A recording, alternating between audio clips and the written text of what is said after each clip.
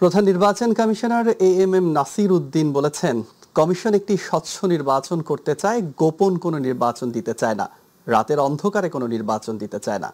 আমরা চাই এমন একটি পরিষ্কার পরিচ্ছন্ন নির্বাচন যা সবাই নিজের চোখে দেখতে পারে। আগামী জাতীয় নির্বাচন হবে সুষ্ঠু ও গ্রহণযোগ্য, এমন প্রত্যয় ব্যক্ত করেছেন প্রধান নির্বাচন কমিশনার এএমএম নাসির উদ্দিন। সকালে চট্টগ্রাম সার্কিট হাউসে নির্বাচনকালীন দায়িত্বপ্রাপ্ত সরকারি কর্মকর্তা ও আইন শৃঙ্খলা রক্ষাকারী বাহিনীর সঙ্গে মতবিনিময় শেষে সাংবাদিকদের সঙ্গে কথা বলেন সিসি। সভায় তিনি নির্বাচনের আগে ও পরে আইন শৃঙ্খলা পরিস্থিতি স্বাভাবিক রাখার পাশাপাশি ভোটের দিন নির্বাচনী কর্মকর্তাদের সর্বোচ্চ সহযোগিতা নিশ্চিত করার নির্দেশনা দেন। সিসি বলেন, প্রতীক তালিকায় শাপলা না থাকায় তা বরাদ্দ দেওয়া সম্ভব নয়, তবে তিনি আশা প্রকাশ করেন ২৪-এর আন্দোলনে নেতৃত্ব দেওয়া নেতারা গণতন্ত্রের স্বার্থে নির্বাচনে বাধা হবেন না। আমি মনে করি না NCP will B A problem for transition two democracy. তারা একটা নিজেদেরকে গণতন্ত্রায়নের পথে বাধা হিসাবে আসবেন এমন আমি মনে করি না। অন্তত এনসিপিকে আমি মনে করি না এইরকম একটা নিজের জীবন বাজি রেখে এই যে অভ্যুত্থানে যারা জড়িত ছিল তারা এই ধরনের কাজ করবেন বলে আমি বিশ্বাস করি না। সুতরাং একটা পজিশন আসবে, দেখবেন আপনারা ইনশাল্লাহ, এবং সবাই দেখবেন যে সুন্দর একটা সুষ্ঠু নির্বাচনে অংশগ্রহণ করবেন আপনারা। আমরা একটা ট্রান্সপারেন্ট স্বচ্ছ নির্বাচন উপহার দিতে চাই, লুকানো কোনো নির্বাচন দিতে চাই না, রাতের অন্ধকারে ভোট আমরা চাই না।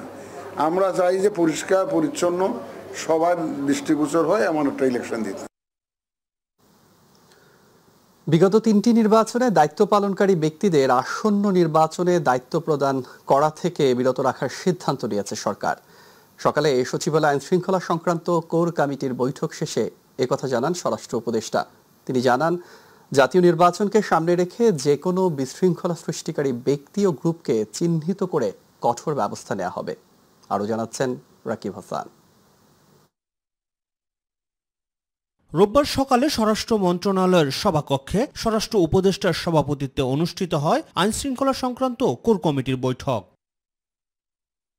বৈঠক শেষে স্বরাষ্ট্র উপদেষ্টা জানান, গত 2014, 18 এবং 24 সালের জাতীয় নির্বাচনে দায়িত্ব পালনকারী ব্যক্তিদের আসন্ন নির্বাচনে দায়িত্ব প্রদান করা থেকে বিরত রাখার সিদ্ধান্ত নেওয়া হয়েছে। গত 2014, 18 এবং 24 সালে জাতীয় সংসদ নির্বাচনে দায়িত্ব পালনকারী ব্যক্তিদের আসন্ন নির্বাচন যথাসম্ভব তাদের দায়িত্ব থেকে অব্যাহতি দেওয়া। এবারে নির্বাচনের সশস্ত্র বাহিনীর প্রায় 80,000 সদস্য মোতায়েন থাকবে জানিয়ে নির্বাচনে নিশ্চিত নিরাপত্তা নিশ্চিত করার লক্ষ্যে প্রায় 1.5 লাখ পুলিশ সদস্যকে নির্বাচনী প্রশিক্ষণ দেয়া হবে বলেও জানান তিনি। আসন্ন জাতীয় সংসদ নির্বাচনকে কেন্দ্র করে আইন শৃঙ্খলা বাহিনীর প্রশিক্ষণ যত দ্রুত সম্ভব সম্পন্ন করা। আপনারা জানান যে এই প্রশিক্ষণ চলমান রয়েছে। নির্বাচন নিশ্চিত নিরাপত্তা নিশ্চিত করার লক্ষ্যে প্রায় 1.5 লক্ষ পুলিশ সদস্যকে নির্বাচনী প্রশিক্ষণ দেওয়া হবে। পার্বত্য চট্টগ্রামের পরিস্থিতি এখন শান্ত ও ভালো রয়েছে উল্লেখ করে স্বরাষ্ট্র উপদেষ্টা জানান, পাহাড়ে বিশৃঙ্খলা সৃষ্টিতে ফ্যাসিস্ট বুদ্ধিজীবীরা ইন্ধন দিয়েছিল। ফ্যাসিস্টদের কিছু বুদ্ধিজীবীও এতে ইন্ধন জুগিয়েছিল।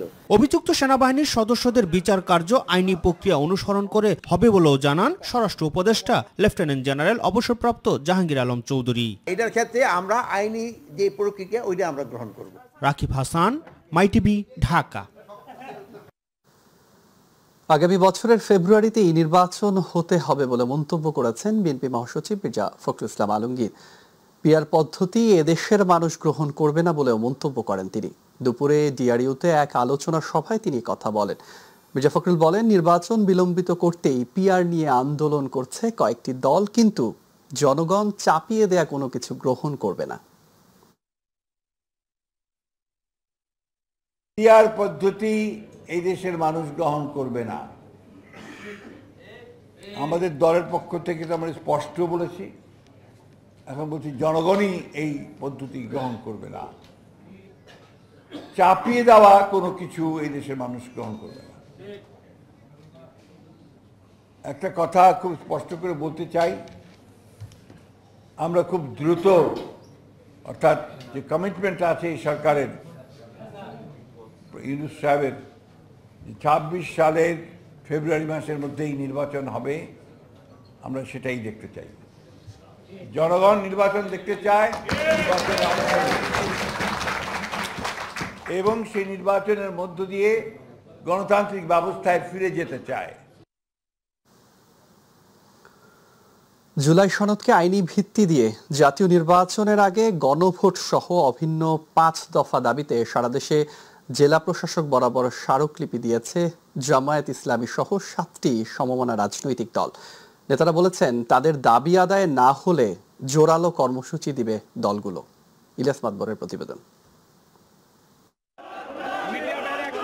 পিআর সহ 5 দফা দাবিতে চলমান যুগপৎ আন্দোলনের কর্মসূচির অংশ হিসেবে ঢাকা সহ দেশের সব জেলা প্রশাসকের মাধ্যমে একযোগে প্রধান উপদেষ্টা বরাবর স্মারকলিপি দিয়েছে বাংলাদেশ জামায়াত ইসলামী, খেলাফত মজলিস সহ সমমনা 7টি দল। সকালে ঢাকা জেলা প্রশাসক বরাবর স্মারকলিপি দেওয়ার আগে বিক্ষোভ মিছিল করে জামাত ইসলামীর নেতাকর্মীরা। এ সময় কথা বলেন ঢাকা মহানগর দক্ষিণ জামাতে আমির নুরুল ইসলাম বুলবুল। বলেন গণভোটের মাধ্যমে জুলাই সনদকে আইনি ভিত্তি দিয়ে জাতীয় নির্বাচন পিআর পদ্ধতিতে করতে হবে। জাতীয় নির্বাচনের আগে জুলাই সনদকে সাংবিধানিক ভিত্তি গণভোটের মাধ্যমে আগেই নিশ্চিত করে সেই জুলাই সনদ ঘোষণাপত্রের আলোকেই প্রথম পদক্ষেপ হিসাবে আমাদেরকে পিআর পদ্ধতির মাধ্যমে জাতীয় নির্বাচন সম্পন্ন করতে হবে। যে কোনো চক্রান্তের বিরুদ্ধে আবারও আরেকটি জুলাই বিপ্লবের জন্য আমরা প্রয়োজন হলে রাস্তায় নামব। ইসলামী আন্দোলন, খেলাফত মজলিস সহ অন্যান্য রাজনৈতিক দলের নেতারা বলেন নির্বাচনের পূর্বে জুলাই সনদ বাস্তবায়ন ও গণভোট দিতে হবে। এছাড়া গুম খুনের সাথে জড়িতদের বিচার নির্বাচনের আগে দৃশ্যমান করার দাবিও জানান তারা। ঘোষিত জুলাই জাতীয় সনদ 2025-এর ভিত্তিতেই ফেব্রুয়ারি 2026-এর জাতীয় নির্বাচনের আয়োজন করতে হবে। জুলাই সনদের আদেশ জারি করতে হবে এবং তা বাস্তবায়ন করতে হবে এবং এর পক্ষে গণভোটের আয়োজন করতে হবে ফেব্রুয়ারির নির্বাচনের আগেই। জুলাই আগস্টে যারা আমাদের ভাইদেরকে হত্যা করেছে, খুন করেছে, তাদেরকে বিচারের আওতায় আনতে হবে এবং নির্বাচনের লেভেল প্লেইং সেটার বাস্তবায়ন করতে হবে। এ সময় আওয়ামী লীগ ও জাতীয় পার্টি সহ 14 দলীয় জোটের সকল কার্যক্রম নিষিদ্ধ করার দাবি জানান জামাত ও সমমনা রাজনৈতিক দলের নেতারা। তাদের কার্যক্রম নিষিদ্ধ করতে হবে। ইলিয়াস মাতবর, মাই টিভি, ঢাকা। বিএনপির ভারপ্রাপ্ত চেয়ারম্যান তারেক রহমানের জন্য ঢাকায় নতুনভাবে সাজানো হচ্ছে রাজনৈতিক কার্যালয়। লন্ডন থেকে দেশে ফিরে গুলশানের কার্যালয়ে আপাতত অফিস করবেন তিনি।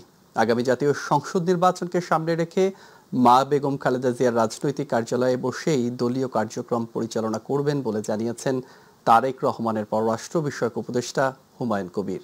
ইউসুফ আলীর বিশেষ রিপোর্ট। 11 সরকারের নির্যাতনে গুরুতর অসুস্থ অবস্থায় উন্নত চিকিৎসার জন্য 2008 সালে যুক্তরাজ্যে পাড়ি জমান সাবেক রাষ্ট্রপতি জিয়াউর রহমান ও সাবেক প্রধানমন্ত্রী বেগম খালেদা জিয়ার বড় ছেলে তারেক রহমান লন্ডনে বসে দীর্ঘ 18 বছর নেতৃত্ব দিয়ে বাংলাদেশ জাতীয়তাবাদী দলকে জনপ্রিয়তার শীর্ষে নিয়ে গেছেন দলের ভারপ্রাপ্ত চেয়ারম্যান তারেক রহমান। 24-এর ছাত্র জনতার অংশগ্রহণে জুলাই গণ অভ্যুত্থানেও দলের আন্দোলনে প্রবাসে বসেই নেতৃত্ব দেন তারেক রহমান। শহীদ জিয়া এবং দেশনেত্রী খালেদা জিয়ার প্রত্যেকটি সৈনিকে আমাদের অত্যন্ত সচেতন থাকতে হবে। 24-এ ক্ষমতাচ্যুত শেখ হাসিনার পলায়ন ও পট পরিবর্তনের পর দেশে বইছে নির্বাচনী হাওয়া। আর জাতীয় নির্বাচনের কার্যক্রম পরিচালনার জন্য বিএনপির চেয়ারপারসনের গুলশানের রাজনৈতিক কার্যালয় প্রস্তুত করা হচ্ছে নতুন রূপে। দেশে ফিরে তারেক রহমান এই কার্যালয়ে বসেই আগামী জাতীয় সংসদ নির্বাচন পরিচালনা করবেন। এটা বিএনপির চেয়ারপারসনের অফিস, তো উনি যেহেতু ভারপ্রাপ্ত চেয়ারপারসনের দায়িত্বে আছেন, স্বাভাবিকভাবে ওই ডেজিগনেশন তো allows him to use this office. তো এখানে তো উনি বসবেন, এটা অস্বাভাবিক কিছু না, এখানেই বসবেন। হুমায়ুন কবির বলেন তারেক রহমানের বলিষ্ঠ নেতৃত্বেই নির্বাচনী বৈতরণী পার হতে চায় বিএনপি। উনি নেতৃত্ব দিয়েছেন গত 17 বছর স্বৈরাচার শেখ হাসিনার বিরুদ্ধে। অবশ্যই তো একটা এক্সাইটমেন্ট নিয়ে বাংলাদেশের মানুষ আছে। He is seen as the principal leader and I think people are obviously can't wait. দেশে ফিরে তারেক রহমান সরাসরি নির্বাচনী কার্যক্রম পরিচালনা করলে দেশের সর্বস্তরের নেতাকর্মীদের মাঝে যে প্রভাব পড়বে তা দলকে আরও গতিশীল করবে বলে মনে করেন তৃণমূল পর্যায়ের নেতারা। আমাদের প্রত্যেকটা নেতাকর্মীদের উৎসাহ উদ্দীপনা শতগুণ বেড়ে যাবে এবং আগামীর যে বাংলাদেশটা ইনশাআল্লাহ তারেক রহমানের নেতৃত্বে আরও সুসংগঠিত হবে, জনগণ উৎপূর্ণ হবে। ভারপ্রাপ্ত চেয়ারম্যান মাননীয় তারেক জিয়া সাহেবের নেতৃত্বে যেন আবার দেশ সুন্দরভাবে গড়ে ওঠে। ইউসুফ আলী, মাই টিভি, ঢাকা। মানে জুলাই সনদের সই দেশের জন্য একটি ঐতিহাসিক মুহূর্ত হবে বলে উল্লেখ করেছেন অন্তর্বর্তী সরকারের প্রধান উপদেষ্টা অধ্যাপক ডক্টর মোহাম্মদ ইউনূস। তিনি বলেছেন, জুলাই বিপ্লবীরা প্রাতিষ্ঠানিক সংস্কারের দাবি জানিয়েছিল, বিশেষ করে সংবিধান, যেটিকে তারা ফ্যাসিবাদের মূল কারণ হিসেবে দেখেছিল। ৩০টিরও বেশি দল কয়েক মাস ধরে সংলাপে অংশ নিয়েছে। অবশেষে সমস্ত পক্ষ একটি ঐক্যমত্যে পৌঁছেছে এবং সরকার এই মাসে জুলাই সনদে সই করার প্রস্তুতি নিচ্ছে। শনিবার রাষ্ট্রীয় অতিথি ভবন যমুনায় সুইডেন ও নরওয়ে তরুণ পার্লামেন্টের যুব প্রতিনিধি দলের সঙ্গে বৈঠকে তিনি কথা বলেন। বৈঠকে প্রধান উপদেষ্টা তরুণ রাজনীতিবিদদের রাজনৈতিক দৃষ্টিভঙ্গি ও অভিজ্ঞতা নিয়ে আলোচনা করেন।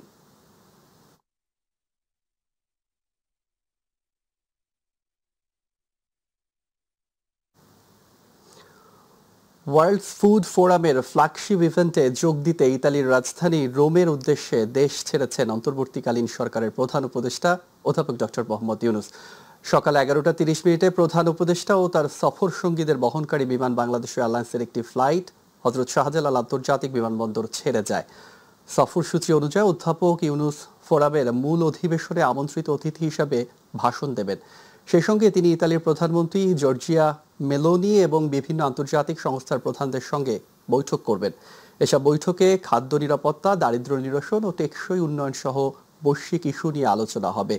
15 অক্টোবর প্রধান উপদেষ্টার দেশে ফেরার কথা রয়েছে।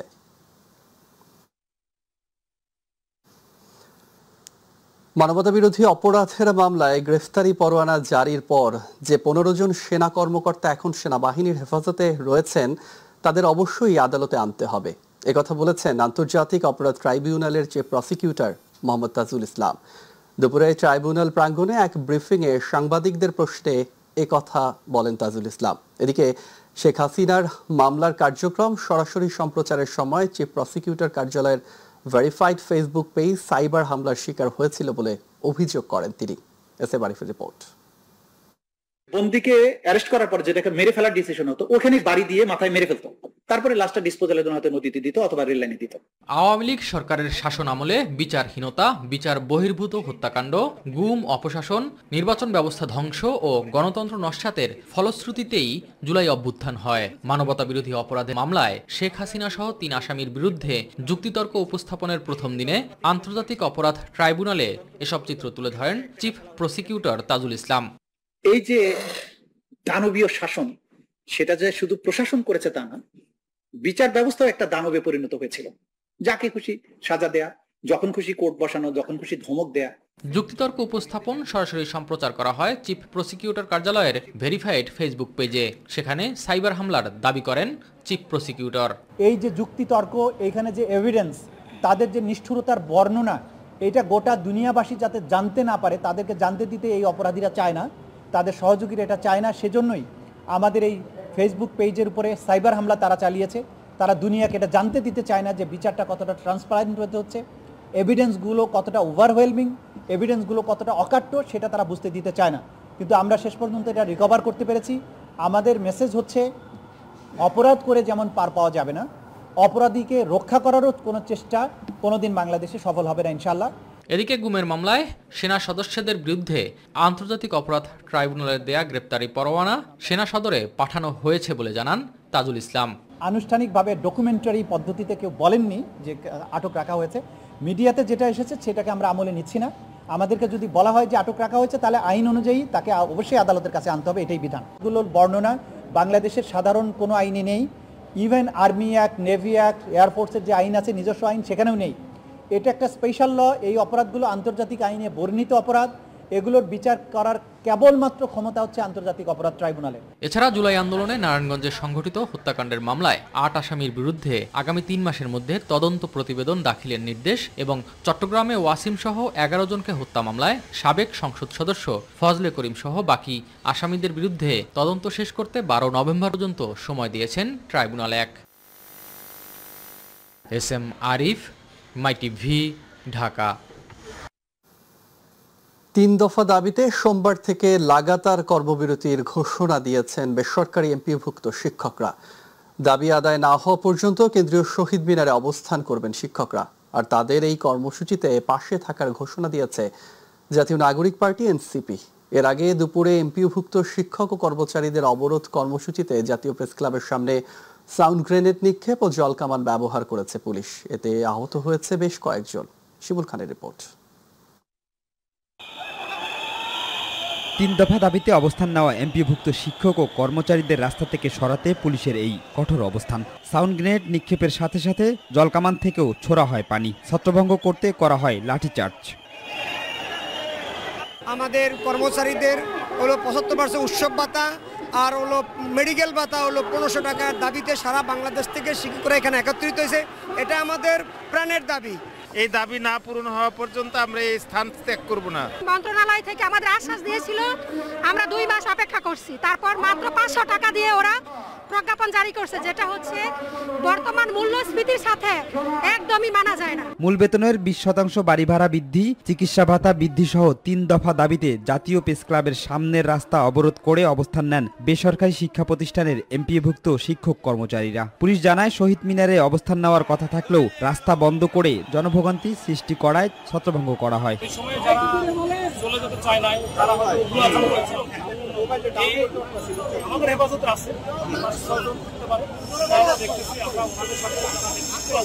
ছত্রভঙ্গ করে দেওয়ার পর কেন্দ্রীয় শহীদ মিনারে অবস্থান নেন এমপিওভুক্ত শিক্ষক ও কর্মচারীরা। তাদের সাথে সংহতি জানিয়ে যোগ দেন হাসনাত আব্দুল্লাহ, সামান্তা শারমিন সহ এনসিপি নেতারা। এ সময় শিক্ষকদের আন্দোলনের সাথে একাত্মতা পোষণ করে হাসনাত আব্দুল্লাহ বলেন, বর্তমান সরকার এই আন্দোলনকারীদের সাথে মুনাফিকি করেছে। শিক্ষকদেরকে যেভাবে পিটানো হয়েছে এটা কোনো সভ্য রাষ্ট্রীয় চরিত্র হতে পারে না। অনীতি বিলম্বে এই হীন কাজের জন্য তাদেরকে ক্ষমা চাইতে হবে। আর যাদেরকে আপনারা গ্রেফতার করেছেন তাদেরকে সূর্য ডুবার আগে তাদেরকে ছেড়ে দিতে হবে। রাষ্ট্রের কাছে আমরা অনুরোধ করতে চাই, আপনারা দ্রুততম সময়ের মধ্যে বাড়ি ভাড়া 20% করতে অবশ্যই হবে। পুলিশি বাধার প্রতিবাদে সোমবার থেকে সারা দেশের সকল এমপিওভুক্ত প্রতিষ্ঠানে কর্মবিরতি ঘোষণা করেন এমপিওভুক্ত শিক্ষা জাতীয়করণ প্রত্যাশী জোটের সভাপতি। শিমুল খান, মাই টিভি, ঢাকা। পরিকল্পিত দেশ গড়তে হলে চিকিৎসা খাতে সংকট সমাধান করতে হবে। তাই প্রান্তিক অঞ্চলে সুচিকিৎসা নিশ্চিতের জন্য শূন্য পদে 48তম বিসিএস পরীক্ষায় উত্তীর্ণদের নিয়োগ দেওয়ার দাবি করেছেন প্রত্যাশীরা।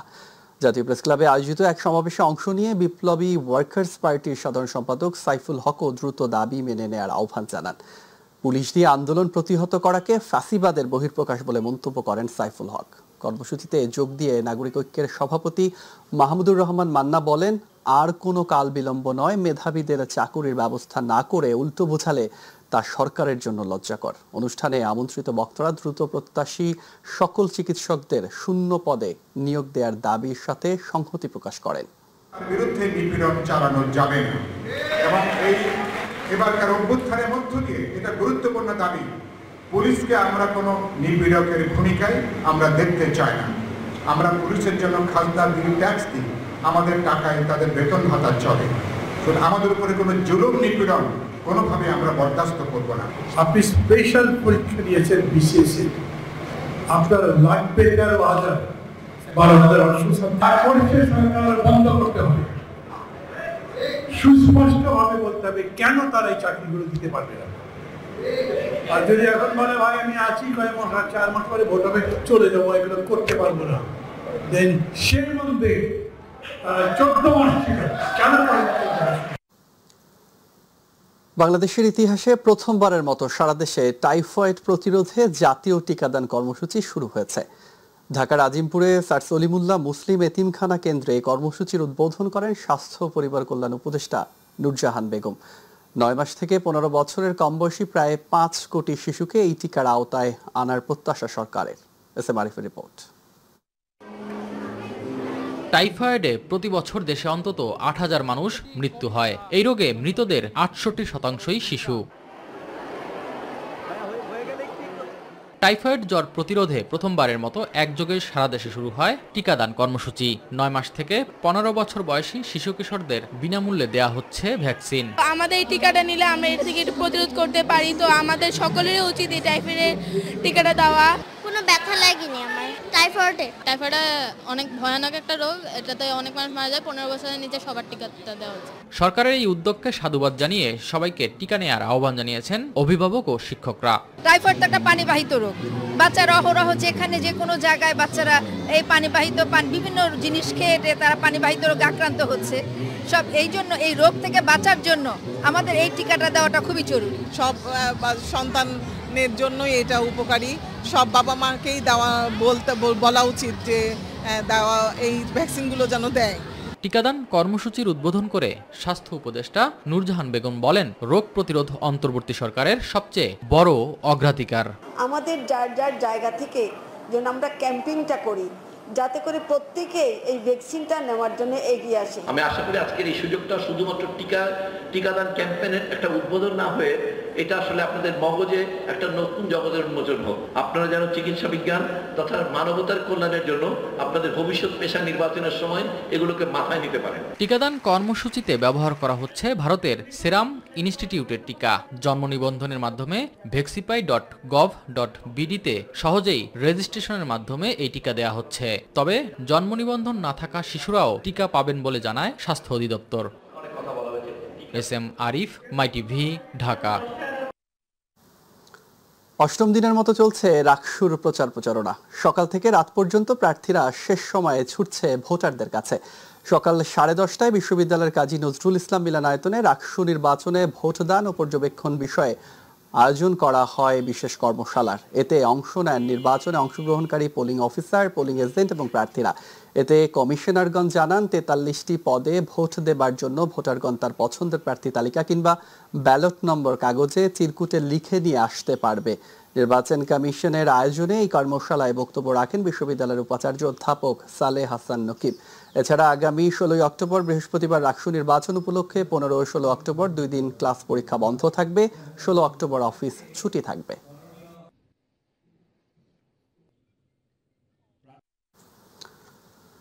রাকসু নির্বাচন উপলক্ষে ছাত্রদল সমর্থিত ঐক্যবদ্ধ নতুন প্রজন্ম 10 দফা নির্বাচনী ইশতেহার ঘোষণা করেছে। রোববার দুপুরে বিশ্ববিদ্যালয়ের কেন্দ্রীয় শহীদ মিনার থেকে এই নির্বাচনী ইশতেহার ঘোষণা করা হয়। নির্বাচনী ইশতেহারে ঘোষণা করেন ভিপি পদপ্রার্থী শেখ নুরুদ্দিন আবির, জিএস পদপ্রার্থী নাফিউল ইসলাম জীবন, এজিএস পদপ্রার্থী জাহিন বিশ্বাস এশা। ইশতেহারে শামসুজ্জোহার হত্যা দিবস, 18 ফেব্রুয়ারিকে জাতীয় শিক্ষক দিবস, একাডেমির উৎকর্ষ নিশ্চিতকরণ ও মুক্ত জ্ঞান চর্চা কেন্দ্র হিসেবে গড়ে তোলা, বিশ্ববিদ্যালয় শিক্ষার্থীদের লাইব্রেরি, ইন্টারনেট ও বিদ্যুৎ সেবা উন্নয়ন, ক্যাম্পাসের অভ্যন্তরে শিক্ষার্থীদের সার্বিক নিরাপত্তা নিশ্চিতকরণ, নারী শিক্ষার্থী এবং বিশেষ চাহিদা সম্পন্ন শিক্ষার্থীদের জন্য পর্যাপ্ত সুযোগ সুবিধা নিশ্চিতকরণ সহ বেশ কয়েকটি বিষয় তুলে ধরা হয়। যেকোনো উদ্ভূত পরিস্থিতিতে আমরা শিক্ষার্থীদের কণ্ঠস্বর হয়ে কাজ করব। সারা দেশে গত 24 ঘন্টায় এডিস মশাবাহিত ডেঙ্গু জ্বরে আক্রান্ত হয়ে 5 জন মারা গেছেন। দেশব্যাপী এ জ্বরে আক্রান্ত হয়ে নতুন করে হাসপাতালে ভর্তি হয়েছেন 953 জন। রোববার স্বাস্থ্য অধিদপ্তরের সংবাদ বিজ্ঞপ্তিতে এ তথ্য জানানো হয়। স্বাস্থ্য অধিদপ্তর জানায়, নতুন করে আক্রান্তের মধ্যে বরিশাল বিভাগে 141 জন, চট্টগ্রাম বিভাগে 107 জন, ঢাকা বিভাগে 197, ঢাকা উত্তর সিটিতে 147 জন, ঢাকা দক্ষিণ সিটিতে 122 জন, খুলনা বিভাগে 93 জন, ময়মনসিংহ বিভাগে 46 জন, রাজশাহী বিভাগে 69 জন, রংপুর বিভাগে 23 জন ও সিলেট বিভাগে 8 জন হাসপাতালে ভর্তি হয়েছেন। এ বছরের জানুয়ারি থেকে এখন পর্যন্ত সব মিলিয়ে 54,559 রোগী হাসপাতালে ভর্তি হয়েছেন।